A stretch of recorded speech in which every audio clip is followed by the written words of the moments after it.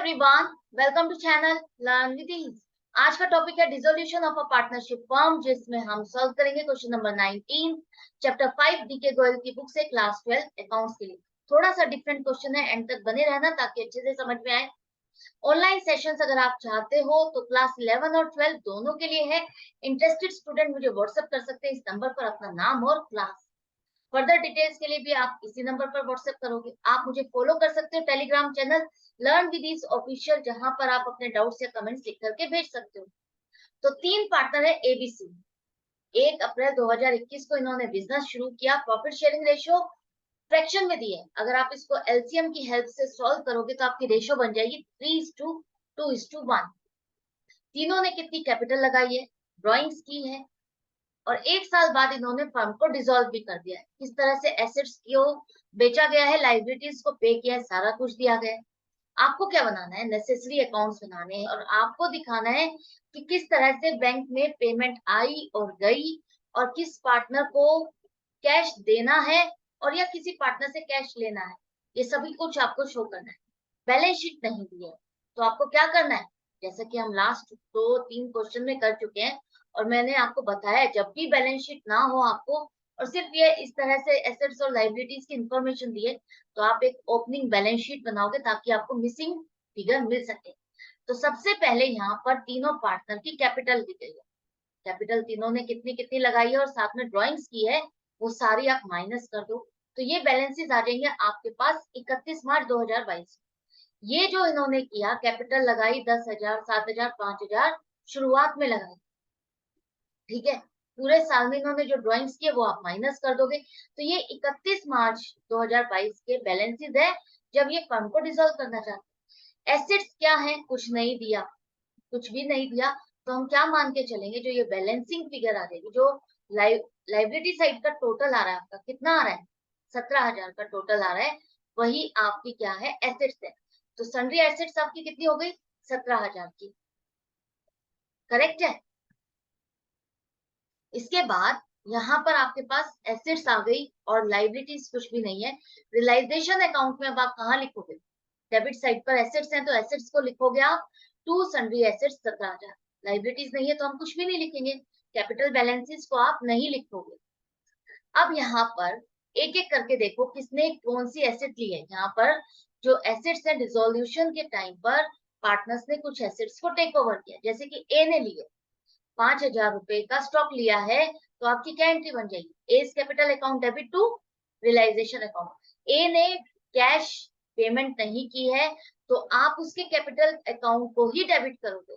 तो यहाँ पर आपका आ जाएगा बाय एज कैपिटल अकाउंट 5,000। एक तरह से आप ये मान के चलो, फर्म ने किसको स्टॉक बेच दिया, पार्टनर को, ए को, और उससे पैसे लेने हैं तो हमने उसके कैपिटल अकाउंट को डेबिट कर दिया। इसी तरह से बी ने क्या किया, बी ने फर्नीचर ले लिया, तो बाय बीस कैपिटल अकाउंट आप लिखोगे 2,000। सी ने क्या लिया, सी ने टेक ओवर किए हैं डेटर्स, जितने भी फर्म के डेटर्स थे वो सारे उसने ले लिए 3,000 रुपए में।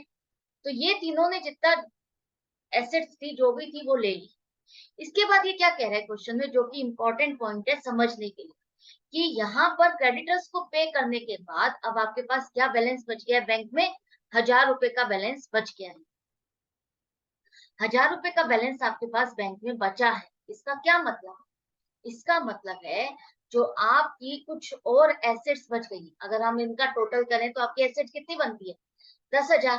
10,000 की एसेट एक तरह से मान लेते हैं, 17,000 में से 10,000 की एसेट बेचने के बाद जो 7,000 की एसेट आपने बेची, या अगर यहाँ पर ये क्रेडिटर्स का जिक्र कर रहा है तो इसका मतलब फर्म के जो क्रेडिटर्स थे वो बाहर की बाहर आपने एडजस्ट कर दिए, आपकी जो बाकी एसेट्स थी उसको देकर के एडजस्ट कर दिया, और उसके बाद भी आपके पास 1,000 रुपए बच गए।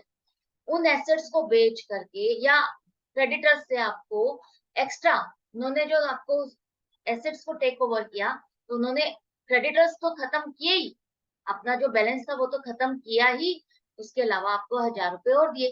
तो आप दो सिचुएशन सोच सकते हो, पहली कि आपका जो बैलेंस का एसेट है उसको आपने बेचा, बेचने के बाद क्रेडिटर्स को पे किया और उसके बाद आपके 1,000 रुपए नेट अमाउंट बच गए। क्या आप ये मान सकते हो कि आपने जो एसेट्स बची हुई है वो क्रेडिटर्स को दी, क्रेडिटर्स का जो बैलेंस बचता था उसको एडजस्ट करने के बाद भी क्रेडिटर्स ने आपको 1000 रुपए दे दिए।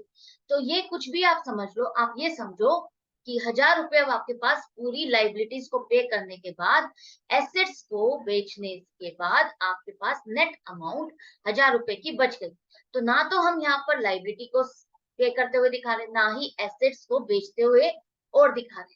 तो नेट अमाउंट से हम 1000 रुपए लिख देते हैं कि हमारे पास ये 1000 रुपए का नेट अमाउंट आ गया, क्योंकि एसेट ज्यादा की बिकी और लाइबिलिटी हमने के कम पे की, कम पे की, तो आपके पास 1000 रुपए बैलेंस बच गया। तो वो एक तरह से आपकी एसेट की रियलाइजेशन आप कहाँ लिखते हो, क्रेडिट साइड पर ही लिखते हो ना।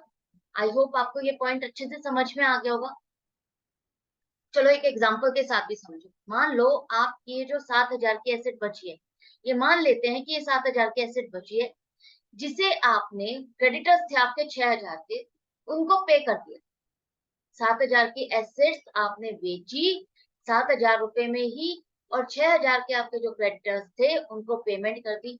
तो आपके पास कितने रुपए बचे, 1000 रुपए। तो ना तो मैं देखो ये 7000 रुपए यहाँ लिख रही हूँ कि मेरे को एसेट बेचने के बाद पैसे मिल रहे हैं, ना ही मैं ये अमाउंट लिख रही हूँ कि मैंने क्रेडिटर्स को पे किया है 6000। तो नेट अमाउंट का अगर इफेक्ट देखते हो तो कहाँ लिखे जाएंगे 1000 रुपए, यहाँ 7000 रुपए लिखे जाते जो एसेट आपने बेची, और यहाँ लिखे जाते 6000। तो नेट अमाउंट 1000 रुपए आप कहाँ लिखते, क्रेडिट साइड पर ही लिखते ना। तो वही मैंने 7000 और 6000 लिखने के बजाय डायरेक्ट 1000 रुपए लिख दिए। हम ऐसा क्यों कर रहे हैं, क्योंकि क्वेश्चन में हमारे पास एग्जैक्ट फिगर नहीं है, सिर्फ नेट अमाउंट बताइए, और हम यही मान के चल रहे हैं कि जो एसेट्स बिकी होंगी उनके बाद उनको उस अमाउंट को यूज किया है क्रेडिटर्स को पे करने में, और उसके बाद उनके पास अमाउंट बची है 1000 रुपए। क्लियर है। अब देखते हैं आपके पास लॉस आ रहा है या प्रॉफिट आ रहा है। यहाँ पर देखो आपका क्रेडिट साइड का टोटल तो 17,000 का, और यहाँ का टोटल क्या आ रहा है आपका 11,000, मतलब कि 6,000 का आपको लॉस आ रहा है, जो कि पार्टनर से डिस्ट्रीब्यूट करोगे। प्रॉफिट शेयरिंग रेशियो क्या आएगी, 3:2:1। तो तीनों पार्टनर्स में लॉस को अगर आप डिस्ट्रीब्यूट करते हो और उनके अकाउंट में कहाँ ट्रांसफर करोगे, डेबिट करोगे इनके अकाउंट में, और रियलाइजेशन आप अकाउंट आपका क्रेडिट होगा। तो ये आपने तीनों के अकाउंट में लॉस को ट्रांसफर कर दिया, पार्टनर्स की कैपिटल अकाउंट को आपने डेबिट कर दिया। अब ये रियलाइजेशन अकाउंट आपका कंप्लीट हो गया, क्लोज हो गया। इंपॉर्टेंट पॉइंट इसमें यही है जो कि मेन आपको समझना है, ध्यान रखना है कि इस तरह से क्वेश्चन में आ जाए तो आपको किस तरह से इसको अटेम्प्ट करना है। ये ट्रिकी पॉइंट है, इसको समझना बहुत जरूरी है, इसको ध्यान रखना। नेक्स्ट अब आपके पास क्या है, पार्टनर्स की कैपिटल अकाउंट बनाने, इनके बैलेंसेस आपके पास बैलेंस शीट में है, जिसे आप ओपनिंग बैलेंस की तरह लिखोगे कि 8800, 5300 और 3600 रुपए। इसके अगेंस्ट क्या हुआ, जिस जिस पार्टनर ने फर्म की एसेट्स को टेक ओवर किया, हम क्या करेंगे, उनके अकाउंट्स को आपने डेबिट किया है तो वो सभी कर दो। ए ने स्टॉक लिया तो डेबिट कर दो, बी ने 2000 का फर्नीचर लिया, और सी ने डेटर्स लिए, तो इन तीनों के अकाउंट आपने डेबिट कर दिए। रियलाइजेशन अकाउंट में देखो यहाँ पर डेबिट ही हुआ है ना, और रियलाइजेशन अकाउंट आपका क्रेडिट हुआ है। अब रियलाइजेशन अकाउंट में जो आपका लॉस आया था वो भी आप इनके अकाउंट में क्या करोगे, डेबिट करोगे। सब करने के बाद अब बैलेंस चेक करो, किसका कितना बैलेंस बन रहा है, किसको कितने देने हैं। तो अगर आप चेक करते हो तो ए का बैलेंस बनता है 100 रुपए, उसको 100 रुपए आप फर्म को देने हैं। तो यहाँ पर कहाँ कैसे पेमेंट करेंगे, तो बैंक अकाउंट करोगे। कैपिटल अकाउंट्स आपके क्या हो जाएंगे, डेबिट हो जाएंगे, और बैंक अकाउंट आप क्रेडिट करोगे। 100 रुपए ए का आ रहा है और बी का कितना आ रहा है, 1300 रुपए का बैलेंस, इन दोनों की पेमेंट हो जाएगी। लेकिन सी का देखो, सी का आ रहा है डेबिट बैलेंस, डेबिट बैलेंस आ रहा है, यहाँ 4000 था, ओपनिंग बैलेंस 3600 है। तो इससे हमको क्या लेना है, 400 रुपए, फर्म को 400 रुपए लेने हैं। तो यहाँ पर आप 400 रुपए की उससे रिसीविंग दिखाओगे, तो यहाँ पर बैंक अकाउंट डेबिट होगा और सीज कैपिटल अकाउंट आपका क्रेडिट हो जाएगा। ये आपके अकाउंट्स बन गए, एंड में टोटल लिख दो दोनों साइड पर, तो ये अकाउंट आपका क्लोज हो गया। क्लियर है, अब आपको समझ में आ गया। इन दो पार्टनर्स को पेमेंट की जाएगी और सी से पेमेंट ली जाएगी, क्योंकि उसका डेबिट बैलेंस आ रहा है, फर्म सी से पेमेंट लेगी, उससे 400 रुपए लेगी। अब आ जाओ बैंक अकाउंट बनाने। बैंक अकाउंट में भी आपको क्या करना है, अगर आप देखो तो आपको 1000 रुपए मिले थे, नेट अमाउंट आपके पास क्या बची थी एसेट्स को बेच करके, और लाइबिलिटीज को पे करने के बाद 1000 रुपए बचे थे, वही 1000 रुपए आपके। इसके बाद आपको सी से कितनी पेमेंट आई, सी से पेमेंट लेनी थी फर्म को, तो वो 400 रुपए लिए। और अब ए और बी को दोनों को पेमेंट कर दी 100 रुपए और 1300 रुपए, तो क्या हुआ, क्या बैलेंस बचेगा, नहीं, नील बच रहा है। और एंड में दोनों साइड का टोटल भी सेम आ रहा है। तो इस तरह से ये क्वेश्चन आपका कंप्लीट हो जाता है। आई होप आपको अच्छे से समझ में आ गया। जो ट्रिकी पॉइंट है वो अच्छे से क्लियर हो गया होगा। क्या समझना है उसमें, कि आपको यही समझना है कि जो बाकी की एसेट्स थी उनको आपने बेचा, उससे आपने अपनी लाइबिलिटीज को पे किया, और जो नेट अमाउंट बच गई है वो आपकी एसेट रियलाइजेशन में से ही बचा हुआ अमाउंट है। तो नेट अमाउंट आप कहाँ लिखोगे, आप अपने रियलाइजेशन अकाउंट में क्रेडिट साइड पर लिखोगे। क्लियर है? तो ये हो जाता है क्वेश्चन कंप्लीट। मैं मिलती हूँ आपसे नेक्स्ट वीडियो में नेक्स्ट क्वेश्चन के साथ। लेकिन आपको प्रैक्टिस जारी रखना है। देखा किस तरह से ट्रिकी क्वेश्चंस आते हैं, अगर आपने सॉल्व नहीं किया और ऐसा ही ट्रिकी पॉइंट कोई एग्जाम में आ गया तो आप अटक जाओगे, कंफ्यूज हो जाओगे, नर्वस होकर के आगे का पेपर भी रॉन्ग कर दोगे। तो आपको ऐसा नहीं करना। तो प्रैक्टिस करते रहो, करते रहो, करते रहो। हर क्वेश्चन को सॉल्व करो, चाहे वर्बली ही देखो, तो आपको कुछ ना कुछ सीखने को मिलेगा, कुछ ना कुछ नया पॉइंट जरूर मिलेगा, जो कहीं ना कहीं आपको एग्जाम में हेल्प करेगा। Good bye and take care.